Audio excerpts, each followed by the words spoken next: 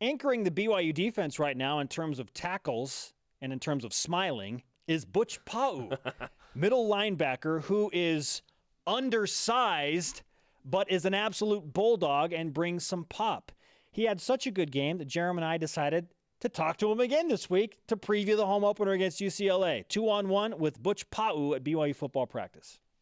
All right, Butch, a week later, and Donnie, here we how's are it going, again. Donnie? Good, how are you guys? Good, Donnie. Oh, don't do that to him. Don't do that, especially after the game he had against Yeah, Utah. well, he's just going to smile anyway. What's up with you popping people and just smiling the whole time? I love it. I don't know. I think it's just funny that I get to lay someone out, and I mean, they're on the floor and they're slowly getting up, and I just find enjoyment out of it for some reason. I don't think it's a good thing, but it's part of the game, yeah? I loved it. Yeah, Sitake just looked at you while you were doing the group interview with a bunch of reporters over there and said, yeah, he's crazy. He's crazy. He's got a smile on his face the whole game. You have to be a little crazy to play middle linebacker, though, right? Yes, you do. I mean, if you watch the movie The Waterboy, he was the greatest linebacker ever because of how crazy he was. So you got to do it. You just got to do it. It's part of the game. That's your motivation for middle linebacker? No, I don't think it is. But Bobby Boucher. I mean, he's a good example. He's a good example. That he is. 1-1 through 2 games. The defense has been dynamite, to say the least. I mean, you really only give up 13 points against Utah. You gave up 16 against Arizona, but now you take on a UCLA team that features one of the premier quarterbacks in the country in Josh Rosen. So what happens next for the BYU defense? I think for us, it's just making sure that we stay assignment sound. We saw that against Arizona. The first half, they weren't able to get very many passes off. We held them to 53, 58 plays, and that's something that just doesn't happen for their kind of offense. We saw that Utah wasn't able to move the ball down the field, and that they were able to get field goals. I mean, they got one touchdown, but that was a lucky one. We'll make sure it doesn't happen again. But Coach Sitake has reiterated to us that that's still not us. He believes that we can hold teams to even under 10 points or even just one touchdown. So I think for us, the focus of this week is making sure that everyone is sound defensively, from the defensive line to the linebackers and to the secondary, because if we can take care of that, we'll be able to give Josh Rosen some confusion. Some turnovers are just lucky. That first pick six bounces off of Aleva Hifo right into the hands of the guy who runs it back. But others are purposeful. You strip it out, you make a great play and interception. What's the conversation like from Coach Tuiaki with you guys about turnovers? Because you're second in the country with 8. I didn't even know that. Thank you. I think it just goes to credit to the coaches teaching us how to be in the right position at the right time with their play calling and us being able to execute what they tell us to do. Kai was in perfect position because of the coverage that we were in a few times. Francis, Bernard, and Harvey Long had great strips. Francis on the very first play, and that just goes to us making sure that we take care of it here on the practice field, because we know that how we practice is how we'll perform. What are you doing in practice to kind of create that atmosphere of we're going to get the ball? Like we're ball hawks and we're going to rip that thing away. How do you do that? I think something that Kai has mentioned this past year is that we're here to take over the country and make sure that we are perfect in everything, and interceptions and being able to ship the ball and being assignment sound.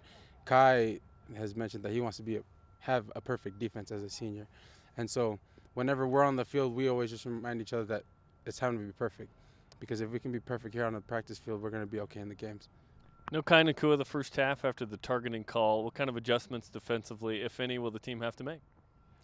As of now, we feel like we're fine. We feel like everything's going to be okay because we feel like the guys behind us can come up and show up and play and do the same things that Kai can, but they can do their roles as safeties. We're just going to have to rely on them because we know that they can and that they have the ability to be able to play that position, which is why they're here. So we're just going to trust them and let them do what they do and not put any pressure on them. I heard from another of your teammates that when you hit somebody, it's the loudest pop on the field. And so when he's trailing plays, it's like, man, I almost feel like I have to cover my ears because Butch is flying around all over the place. You kind of sound like you're a bulldog. So what happens in your mind? Because you're super nice and funny and laid back, and then you get a little crazy on the field. What happens? I don't know if I get crazy on the field. I'm a little more focused. I know that I can't be as happy all the time on the field. But, I mean, when I have the opportunity to go through a hole and I see the running back coming, it's a smile just because it's one-on-one. And, I mean, when I was a young kid, my dad made sure that I won every one-on-one matchup, even though I did lose most of them. But I paid for it afterwards. So now it's just the mentality of I'm taking you out instead of you taking me out. Is someone saying don't smile? No, no, okay. that's just me. You think you should smile less? I think it's part of who you are, right? I think it is, but maybe on the field, not as much. I mean, after big plays and celebrating, yes, we can, but I think for me, just being able to focus a lot more because we're in that kind of situation where it's a real game, that is probably a lot better. When Kalani Sitake was going crazy over the Kai Nakua targeting call, what was it like for you to look over there and see that? And when did you notice he was going nuts? Well, first, my whole thing was I was just scared that like his tongue inside was gonna come out and he was just gonna start swinging at everyone, but it didn't. It didn't. He was okay. He managed to just keep control and keep composure, but he did kind of get heated just at the call, and that kind of motivated us, knowing that our coach is right there to support us. Even after we got off the field, he came up to us and was like, "You guys, I'm here for you."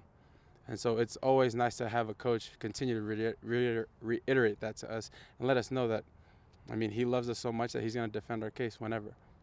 Now, you described to us before we started rolling in this interview that you're the happy one, Francis is the angry one, and Fred's kind of somewhere in between.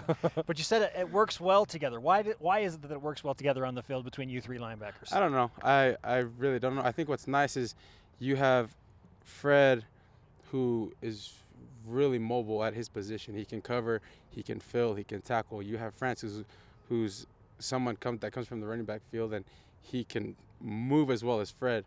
And then you have me, who is just someone who's there to hit. So what's nice is we all mesh well together because we all can help each other out in being able to fulfill our assignments. And if someone misses an assignment, we're there to make that assignment well by making the tackle. So, Butch, we wish you the best of luck against UCLA. Keep that smile, man. Thank you so much. Thank you.